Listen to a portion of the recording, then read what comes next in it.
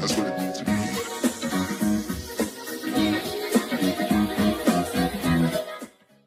Eh bien salut à tous, la gamers, c'est Rakek, j'espère que vous allez bien. En tout cas moi pour ma part je reste sur Panzai les amis. Donc aujourd'hui toute nouvelle vidéo, vidéo in my life. Donc ça va être sûrement un j'ai perdu la mémoire ou une connerie de ce genre. Enfin bref, commençons tout de suite. Je sais pas pourquoi j'ai fait une voix comme ça. Enfin bref, alors c'est simple, c'était en 5ème, 6ème. Donc 5ème, 6ème, faut savoir, je sais pas si je l'ai déjà dit ou pas. 5ème, 6ème c'était les 2 ans où je ne jouais pas à la Play. J'avais la PlayStation mais je ne faisais rien dessus, je pensais qu'à sortir dehors. Donc moi ce que je faisais, c'est que dès que je rentrais chez moi, je posais mon sac chez moi, j'allais dans mon garage, je prenais mon BMX et j'allais dans un skatepark. Donc je vous explique. Alors pour faire court, dans mon petit quart, tu vois, enfin dans mon petit quartier urbain, tu vois, du 77, et bah j'étais souvent avec des petits beaucoup plus petits que moi, hein, souvent 1 an à 3 ans de moins que moi, mais ils adoraient comme moi aller au skatepark. Donc chez nous en fait le skatepark était extrêmement près, donc on faisait du vélo pendant même pas 5-6 mètres quoi, au sortie de chez moi en fait 5-6 mètres après, il y avait une grande pelouse d'herbe et tout en bas, c'était une pelouse d'herbe en pente et tout en bas de la grande pelouse, bah, il y avait un skatepark au milieu, exprès. Donc on allait tout le temps là-bas. Et ce qu'on faisait, tu vois, bon, il y avait plein de trucs, hein. Il y avait le U, le demi-U, j'essaierai de mettre des photos, jamais j'arrive à trouver, parce que nous on appelait ça comme ça, après je pense que ça doit avoir un nom spécifique. On avait plein de trucs quoi, on avait vraiment plein de trucs. Et en fait ce qu'on faisait avec ces petits là, donc il faut savoir qu'à l'époque je devais avoir 12 ans, et le gars avec qui je traînais devait peut-être en avoir 19 tu vois. Mais il avait les mêmes délires que moi, tu vois, on était vraiment dans le même délire total quoi. Donc dans tout ce qu'on faisait on était pareil tu vois. Et ce petit là je l'appréciais énormément parce que je passais énormément de temps avec lui, tous mes étés de toute façon j'étais avec lui. En fait pendant 2 ans d'affilée je suis resté avec lui en même temps aussi que mes potes au collège. Mais tous les soirs quand je rentrais chez moi c'était dehors jusqu'à pas d'heure. Et là c'était l'été donc forcément c'était dehors jusqu'à 22h minuit quoi. Et en clair nous ce qu'on faisait c'est genre on prenait beaucoup d'élan parce que il y a la grande pelouse verte, après il y avait une sorte de petit terrain tu sais pour traverser quoi, il n'y avait pas que de l'herbe au cas où jamais tu sais il pleut ou c'est comme ça, il y avait un petit terrain, il y avait une petite allée si on peut dire ça on va dire, un petit chemin fait en terre. Et donc nous on prenait ce petit chemin en terre et on prenait exprès de l'élan pour sauter une petite rampe de même pas 1m20, mais vous voyez pour ceux qui font des sports on va dire si on peut considérer ça comme un sport dans les skateparks.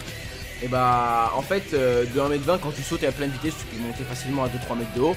Donc en clair on faisait tout en ça, on pédalait. Et moi en fait j'avais un réflexe que je n'arrivais pas à enlever. Et lui il le faisait tout le temps en fait. Tu voyais quand on saute pour prendre pour sauter plus haut, tu te lèves de ton guidon. Et enfin tu te lèves de la selle. Guidon c'est chiant t'as vu. Tu te lèves de la selle.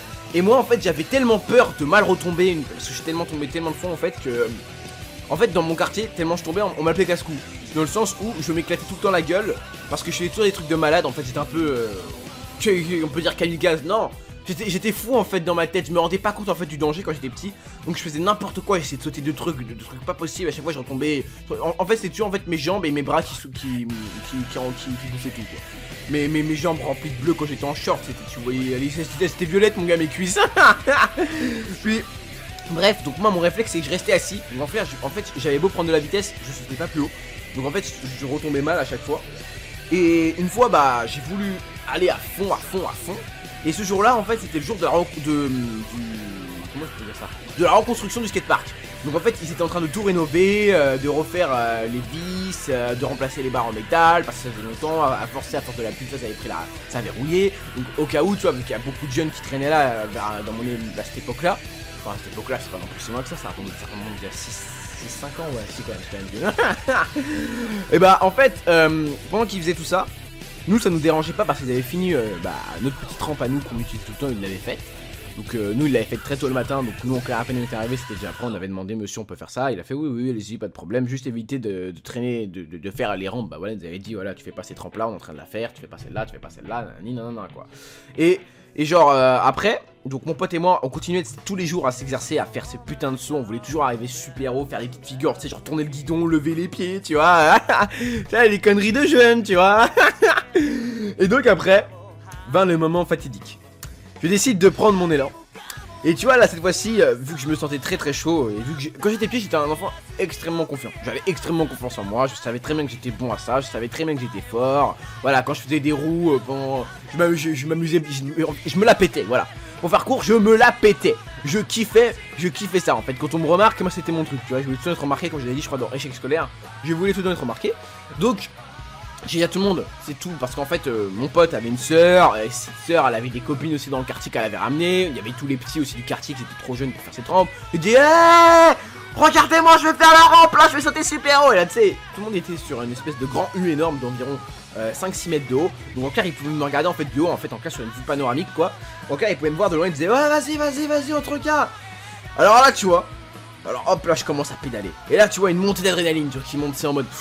J'ai pas le droit de me louper, donc là je pédale, et en fait moi quand je pédalais tellement tu vois, que je regardais le sol tu vois, au lieu de regarder droit devant moi tu vois, je faisais ah et genre tu vois je fermais limite tu sais les yeux, tu vois, j'avais limite tu sais les yeux vraiment bridés, donc tu vois je fermais les yeux, et genre là tu vois, et genre tu vois mon gars dans ma tête c'était en mode ouais dans ma tête mon gars c'était la zonzon mon gars, c'était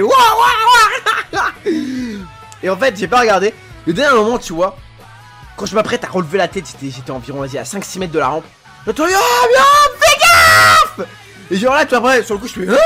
Toi, je te relève la tête. Et là, je vois, bah! Je me bouffe une barre en métal en plein sur le front. Mais en plein sur le front. Mais vraiment, d'une. Oh là là. Donc, je vous explique pour ceux qui se disent, mais comment j'ai pris la barre? En fait, pour faire court, à côté de ma rampe, juste avant la rampe, en fait, décalée sur la droite.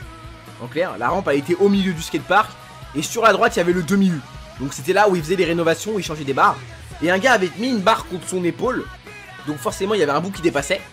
Et pendant que lui il la tenait avec son pote et il était en train de revisser un truc dessus, et bah moi j'ai pas vu. Et quand j'ai relevé justement la tête, en clair j'aurais jamais. En fait j'aurais pas relevé la tête, je serais passé en dessous. Mais vu que j'ai relevé la tête, je me la suis pris en pleine poire. Donc ça, le vélo il est. Tu vois le vélo il est tombé direct. Moi je me suis éclaté par terre. Et en fait je me suis évanoui carrément. Je me suis évanoui.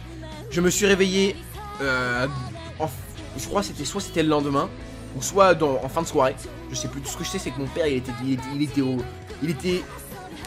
devant moi en clair, il était assis, moi j'étais dans mon lit, et il disait putain Yoram, mais qu'est-ce que t'as foutu tout ça. Et apparemment il m'a tout expliqué, mes potes m'ont tout expliqué. Apparemment ce qui m'est arrivé c'était que je me suis évanoui.